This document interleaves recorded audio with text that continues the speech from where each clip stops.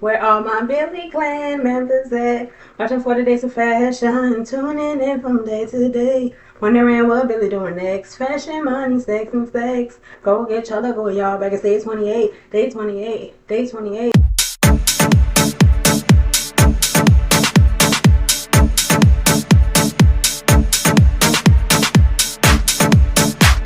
We are officially 12 days away from day 40 of 40 Days of Fashion.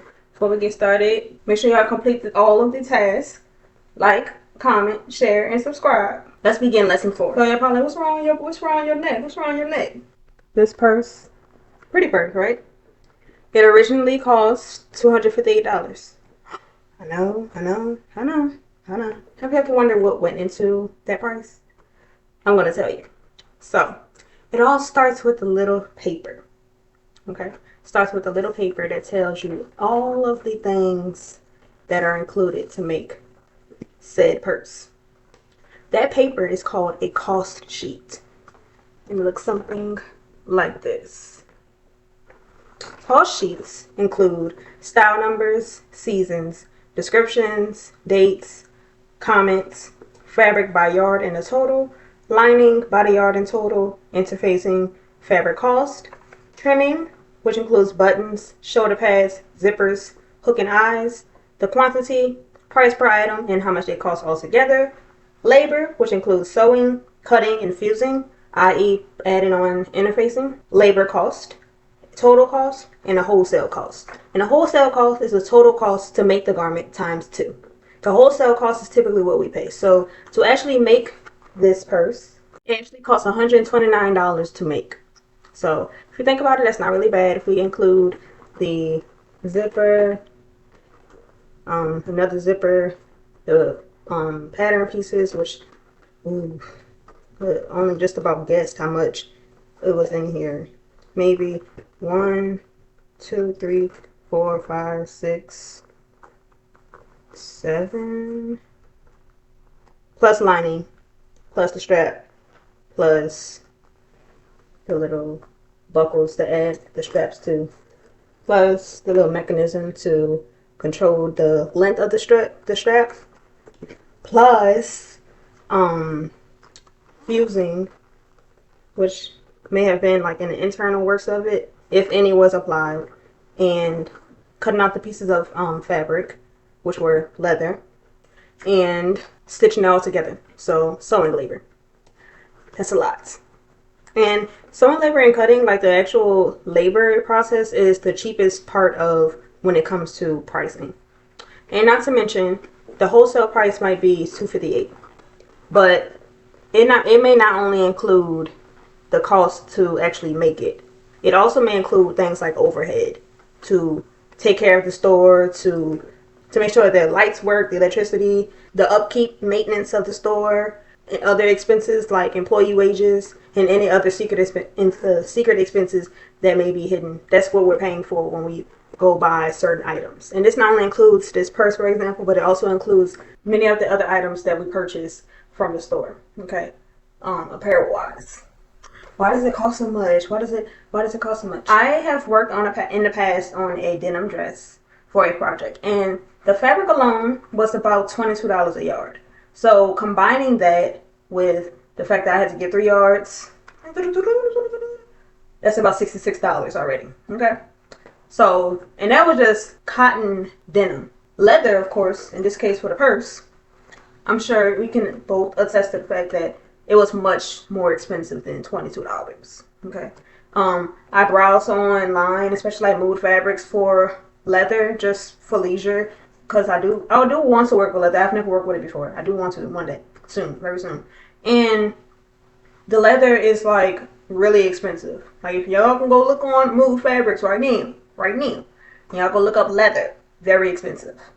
Very, very expensive. So, like I said, the sewing aspect, the labor aspect of making something, cheapest.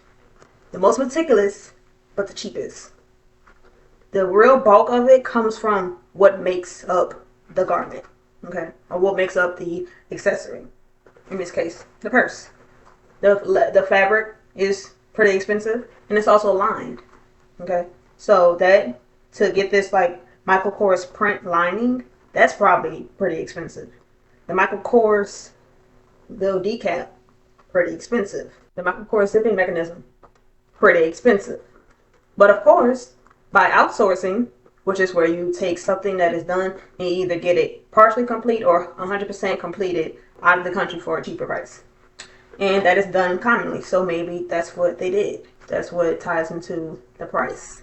So if we think about it, if we were to use a local fabric, like for instance, if Michael Kors did outsource, if they decided to use local ingredients and materials, we will probably be paying much more than $258. It's crazy how you think about the whole process of pricing an item. It's like, it's not just you just choosing what to price your item, but it's tying in the material cost and you're multiplying it by 2 for the wholesale to try to, make a profit from it. Because if you think about it, if you charge what you paid to make it, you'll be making a negative profit.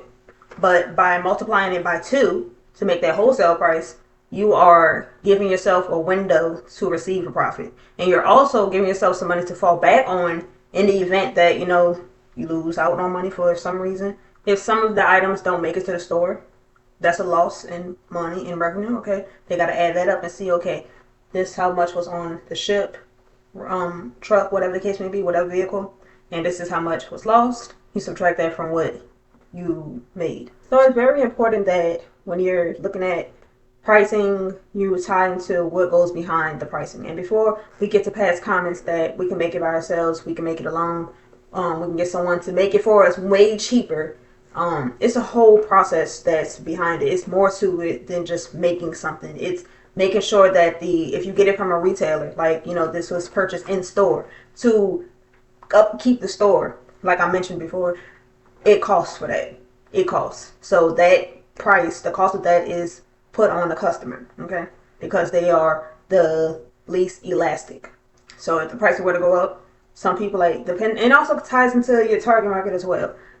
If your target market is a group of people who are able to afford the things that you create, just like, for example, Coach. Coach is pretty expensive, but it's a really nice brand, rightfully so, for its expensiveness. It's rightfully so. But for Michael Kors, for example, for some of the purses, it may be able to play around with the prices a little bit, like uptick the prices a little bit, because their target market will be okay with that. They're not as price elastic. Okay, just for example. So it's quiz time. What does the paper refer to create the price of an item?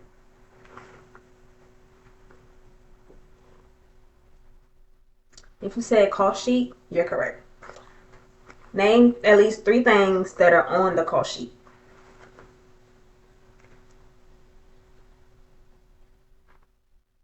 If you said item description, labor cost, and trim cost, you're correct. True or false? The price of labor, which includes sewing and fusing, does not exceed the price of fabric and trims. If you put false, you are correct.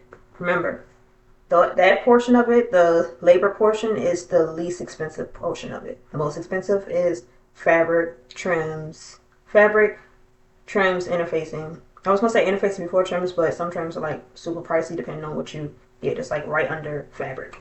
Last question, true or false? The price of an item does not include the overhead for a brick and mortar retail store.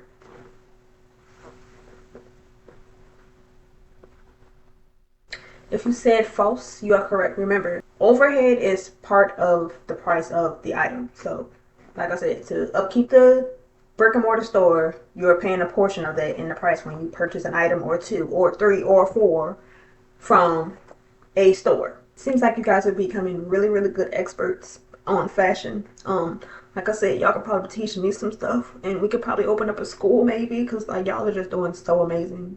And I'm so proud of y'all. If you have been tuning in since day 1, I appreciate you. If you just started watching, you just coming along the Billy Clan, it's okay. We have room for you. Okay? We have room for you. Just come on down. Come on down. Come on down. Okay? Okay. Thank y'all for watching. Without further ado, I want to talk to y'all tomorrow on day 29.